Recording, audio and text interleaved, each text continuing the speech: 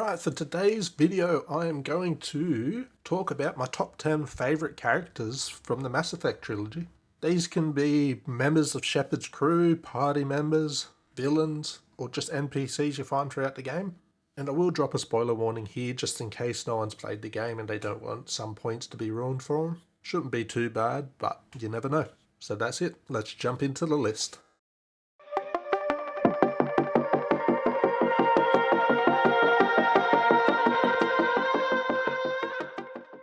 Coming in at number 10 is Legion.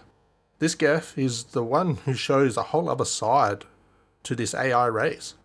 Those free of Reaper control and against war with other races. It joins Shepard's crew towards the end of Mass Effect 2 and quickly becomes an invaluable member of the crew with their expert marksmanship and hacking abilities, helping greatly with completing the Omega Relay suicide mission, depending on the choices that you make as the player, of course. They managed to grow greatly as a character in a short amount of time, showing a wider range of emotion than many thought possible of the Geth, before ultimately sacrificing themselves not only for their own race but for the Quarians as well, to provide a better future, one free of Reaper influence. Coming in at number 9 is Liara, a young Asari who is an expert in the Protheans. She joined Shepard's crew early in the first game, becoming a vital member by helping in understanding the information in the Prothean beacon that Shepard activated, as well as having powerful biotic abilities that help in battle. And while she starts off as a bit more of a naive character, especially about the way of the world and interacting with other races, most notably humans, she quickly develops as a character, especially after fighting her mother, having her mother die right in front of her if you took her on that mission, using her abilities to gain information to become the Shadow Broker, a position that she uses to provide essential information, resources, and firepower in the fight against the Reapers. And without this information that she provides, the fight against the Reapers may have been over before it even began. Alright, for number 8 I have chosen to do Joker's other half and put Edie in at this spot. Originally starting off as the VI that goes rogue on the lunar base in the first game, she is repurposed by Cerberus as the AI installed on the second Normandy, much to Joker's chagrin. But she proves herself a valuable team member 10 times over with her unparalleled hacking abilities, as well as a number of other abilities, of course. And she becomes even more useful in the third game, when she takes over Dr. Eva's body, being able to then travel out into the world, which gives her a different perspective on everything. And on top of everything, it's just an awesome time watching her and Joker banter and grow as a couple, and seeing Edie as an AI come to care for the Normandy crew, as well as to some degree all other organics, doing everything in her power to stop the Reapers. Coming in at number 7 is Thane. As many characters state, this Drell is not your typical assassin. And as many state, they're extremely wary about having an assassin watch their backs in a firefight. But Thane proves time and time again that he's worthy of your trust. With expert marksmanship and a Drell ability to relive memories, just makes such an interesting character overall. Thane initially joined Shepard's crew in the second Mass Effect game, looking at the suicide mission as a way of doing some good in the galaxy before he dies of Keppel syndrome, a disease the Drell developed living on the Henar homeworld. And it isn't long before he develops a close friendship with Shepard, partly due to the latter helping him reconnect with his son. And although he's too sick to join Shepard's crew in the third game, providing he survived the suicide mission, this friendship continues, and Thane proves himself an invaluable member once again in stopping the Cerberus attempt at killing the Council, being seen by some as a hero to his very end. In at number 6 we have Rex. Now no matter what type of fight you're getting into, whether it's a firefight or a straight out brawl, it always feels better to have a Krogan with you, and I can think of none better than Rex. This old Krogan bounty hunter joined Shepard's crew early in the first Mass Effect game, bringing powerful biotics, powerful weapons, and all the Krogan durability you could hope for, not to mention 1,000+ years of life experience. And while initially showing reluctance in the first game, due to having a bad experience in the past with his father, you notice throughout the next couple of games that Rex really steps up and becomes a strong leader, uniting the Krogan clans, whether they want to or not, and advocating for more focus on breeding to restore his race, and not wanting war with the other races, something that has decimated them in the past and led to the genophage. And speaking of the genophage, he is instrumental in curing it, providing a better future for his people, depending on, of course, the player choices. And also, one thing that really shows how great of a character Rex is no one can quite take down a shuttle like Rex can.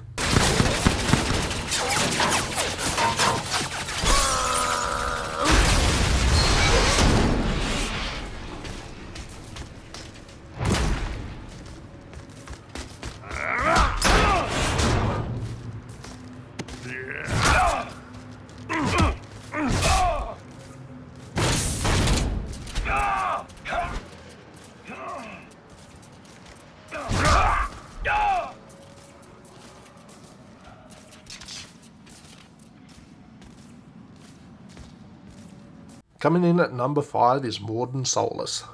There are a lot of intelligent people in Mass Effect, but none come close to the intelligence of Mordin Solus. He joined Shepard crew early in Mass Effect 2, putting his brilliant mind to work on providing a countermeasure against the Collector swarms, something he manages to do in a short amount of time.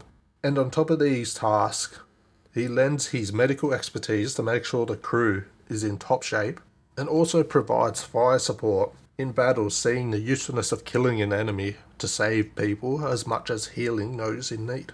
And although the Solarians only live for around 40 years or so, Mordin manages to do a lot in that time, from his work with the STG, such as modifying the genophage, to curing the plague on Omega, to the suicide mission stopping the Collectors, and his final act of curing the genophage in the third game.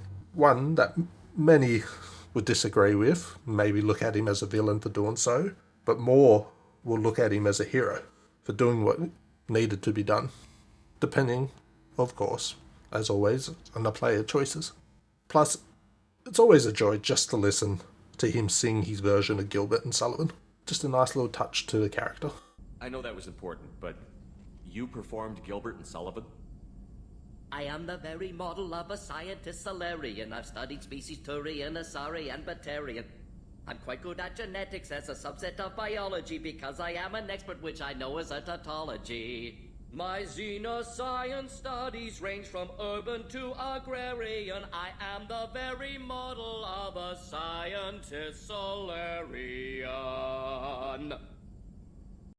In at number 4 is David Anderson. This man is both a mentor and close friend of Shepard. He believes in and supports Shepard through the entire series, and, depending on player choices of course, he steps up as counselor in the second game, fighting for humanity and their best interests. And when the Reapers finally show up, he stays behind to lead the resistance in defending Earth. This man worked hard his entire life to get to the rank of Admiral. From fighting in and surviving the First Contact War, to being a Spectre candidate and working with Saren, Anderson is a career soldier that fought hard to the end, and is a mentor anyone would be lucky to have on their side. And of course, I'll never get over the sheer happiness of seeing him punch Udina in the face at the end of the first game. Anderson, what are you doing here? I didn't send... Coming in at number 3 is Joker, the best damn pilot in not only the Alliance, but quite possibly the entire Milky Way galaxy. Joker is one of the few characters that stands by Shepard across all 3 games, and without his piloting abilities, it would be safe to say that Shepard and crew would be dead 10 times over. And he, like many of the characters on this list, manages to form strong bonds with the Normandy crew, most notably with, of course, with Edie. And it's Yeah, it's enjoyable watching their relationship full of banter grow over the course of Mass Effect 2 and 3, as it pushes him past any limitations he may have or may have placed on himself due to his brittle bone disease, to give Edie the best of each possible moment. It'd truly be safe to say that without Joker, the Mass Effect series just wouldn't feel as good as it currently does. Plus, when it comes to Joker, if there ever is a need, he does make good bait. Joker? Ow, my pancreas. Hey! Damn it. Got one, sir. Find the crew. I'm going after her. Find the crew. Got it.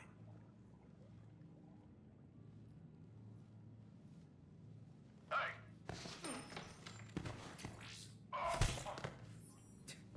You used me as bait? Go. You used me as bait? In at number 2, we have Tarly. Much like Liara, Tarly starts off a bit naive about the world and other races, having had little to no interaction with them till her pilgrimage, a rite of passage for Quarians.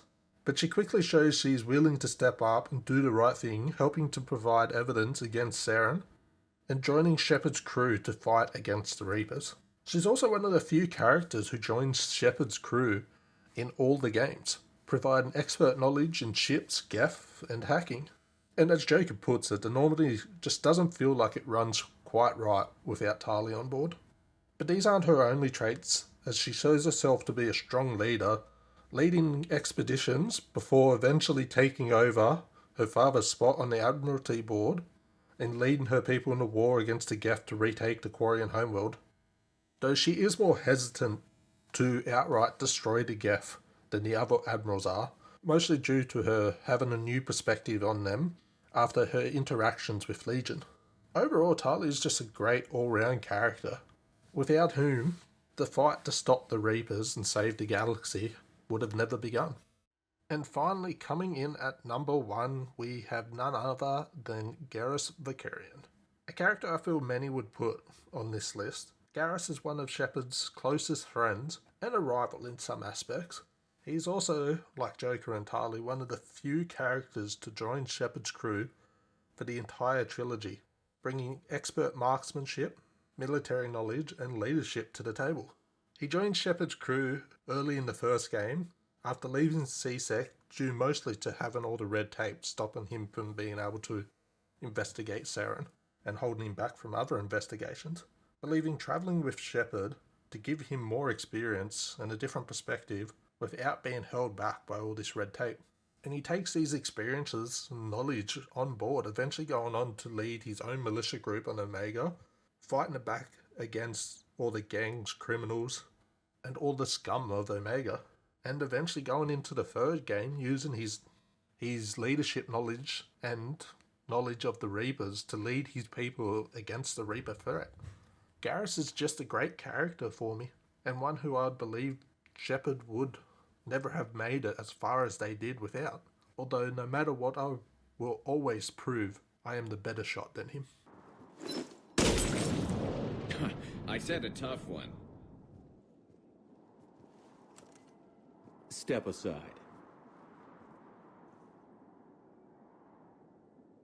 Do it.